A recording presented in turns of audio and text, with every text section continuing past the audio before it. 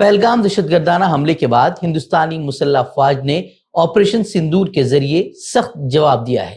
حکومت ہند کے مطابق ہندوستانی فوج، فضائیہ اور بحریہ نے مشترکہ کارروائی کرتے ہوئے آپریشن سندور کے تحت پاکستان میں واقع 9 دہشت گرد ٹھکانوں پر فضائی حملہ کیا ہے، جس میں 26 افراد کی ہلاکت اور 46 افراد کے زخمی ہونے کی اطلاعات ہے۔ فوجی افسران اور وزارت داخلہ کی جانب سے کی گئی پریس کانفرنس میں افسران نے کہا کہ ہندوستان نے اپنی سرزمین پر حملوں کا جواب دینے اور مستقبل میں ایسی کوششوں کو روکنے کے لیے اپنے حق کا استعمال کیا ہے۔ حملے کا یہ طریقہ جموں اور کشمیر اور شیش راشٹر دونوں میں سامپردائک دنگے بھڑکانے کے ادیش سے بھی پریرت تھا۔ اس کا شرے سرکار اور بھارت کے سبھی ناگرکوں کو دیا جانا چاہیے کہ ان پریاسوں کو بفل کر دیا گیا۔ ایک سموہ نے خود کو ریزسٹنس فرنٹ TRF کہتے ہوئے اس حملے کی ذمہ داری لی ہے۔ یہ سموہ سنیکت راشٹر دوارا پرتیبندھت پاکستانی آتنکوادی سموہ لشکر طیبہ سے جڑا ہوا ہے۔ انہوں نے الزام عائد کیا کہ پہلگام حملہ پاکستان اور پاکستان میں تربیت یافتہ دہشت گردوں نے کیا اور تحقیقات نے دہشت گردوں کے پاکستان کے ساتھ روابط کو بے نقاب کر دیا ہے۔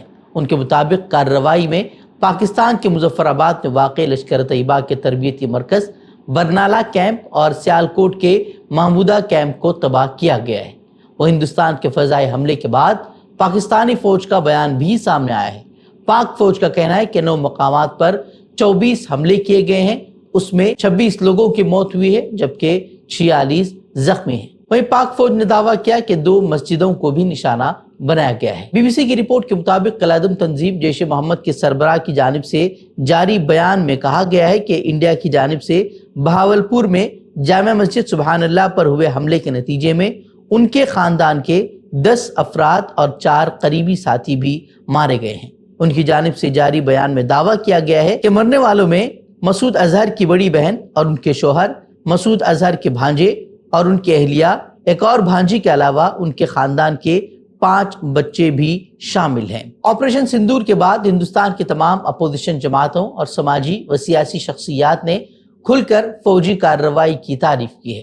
آپریشن سندور پر اپنے رد عمل کا اظہار کرتے ہوئے راہل گاندھی نے سوشل میڈیا پلیٹ فارم پر لکھا کہ ہمیں اپنی مسلح افواج پر فخر ہے۔ وہیں اسد الدین اویسی نے لکھا کہ میں ہماری دفاعی افواج کی جانب سے پاکستان میں دہشت گرد ٹھکانوں پر کیے گئے ہدفی حملوں کا خیر مقدم کرتا ہوں۔ پاکستانی ڈیپ اسٹیٹ کو ایسا سبق سکھانا چاہیے کہ پھر کبھی دوسرا پہلگام نہ ہو۔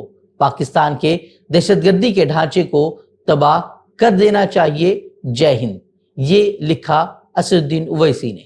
وہیں وزیر خارجہ ایس جے شنکر نے ٹویٹ کیا کہ دنیا کو دہشت گردی کے خلاف زیرو ٹالرنس کا مظاہرہ کرنا ہوگا۔ وہ ہندوستانی افواج کی اس کارروائی کے بعد پاکستان کے وزیر اعظم شہباز شریف نے حملے کو بلا اشتعال قرار دیتے ہوئے اس کا جواب دینے کی دھمکی دی ہے۔ پاکستان کا دعویٰ ہے کہ اس نے ہندوستانی فضائیہ کے 6 طیارے، جس میں 3 رافیل، 1 سکوئی، 1 MiG 29 اور 1 ڈرون انہوں نے مار گرائے ہیں، اور کچھ فوجیوں کو گرفتار کرنے کا بھی پاکستان نے دعویٰ کیا ہے، حالانکہ حکومت ہند اور افواج نے اس کی تصدیق نہیں کی ہے۔ وہ دہشت گردی کے خلاف کی جانے والی اس کارروائی کے بعد پاکستان کی جانب سے جنگ بندی کی خلاف ورزیوں میں اضافہ دیکھنے کو ملا ہے۔ رات بھر جاری رہی شدید گولہ باری کے نتیجے میں سرحدی اضلاع میں 10 شہریوں کی ہلاکت کے اطلاعات ہیں جبکہ متعدد زخمی ہیں۔ اسی درمیان جموں کشمیر کے لیفٹیننٹ گورنر منوج سنہا نے ڈپٹی کمشنروں کو ہدایت دی ہے کہ حساس علاقوں سے رہائشیوں کو محفوظ مقامات پر منتقل کیا جائے اور رہائش، خوراک، طبی امداد اور نقل و حمل کا انتظام یقینی بنایا جائے۔ انہوں نے مزید کہا کہ ہم ہر شہری کی حفاظت کو یقینی بنائیں گے۔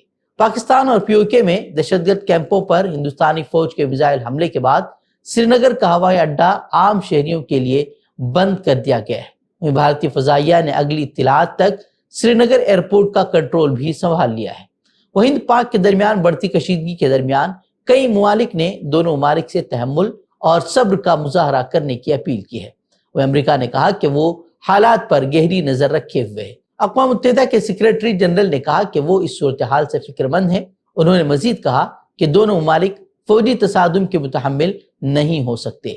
فرانس نے کہا کہ جوہری ہتھیاروں سے لیس دونوں ممالک تحمل کا مظاہرہ کریں اور اپنے شہریوں کی حفاظت کو یقینی بنائیں۔